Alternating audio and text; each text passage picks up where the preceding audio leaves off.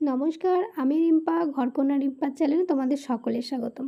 আমাদের গ্রামের সুবিধা আর একটা বলছি, আমাদেরকে কিন্তু চিড়িয়াখানা যেতে লাগে না এই পশু পাখি সাপ ব্যাঙ টিকটিকি এইসব দেখার জন্য।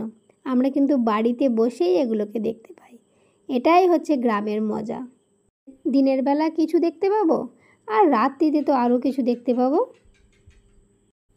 এটা কি বলো তো? এগুলো হচ্ছে শিয়াল। আমরা পয়সা খরচা করে চিড়িয়াখানায় শিয়াল দেখতে যাই, কিন্তু আমরা বাড়িতে বসেই দেখতে পাচ্ছি, দেখো। আর এগুলোকে তো বলারই কিছু নেই, এদেরকে তো নতুন করে ডাকারও কিছু নেই আর বার করারও কিছু নেই। এরা অলরেডি বাড়িতে এসে উপস্থিত হয়ে যায়। কিভাবে বুঝতে পারে এটা বাড়ি জানি না, কিন্তু চলে আসে। আর কিছুদিন ধরে এই হনুমানের উৎপত্তি এত বেড়েছে সীমার বাইরে। দেখো, ছোট ছোট কি সুন্দর সুন্দর বাচ্চা হনুমানগুলোকে নিয়ে তার মা এদিক ওদিক লাফ দিয়ে দিয়ে ঘুরছে।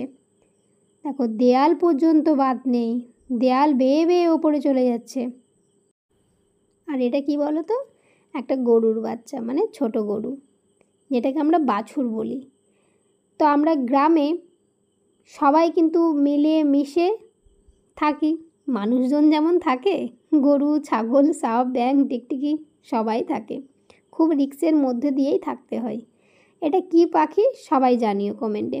তো চলো, বাড়িতে মাসি এসেছে, তাকে চেয়ার দেওয়া হয়েছে। দেখো, মাসি চেয়ারের ওপরে বসে আছে।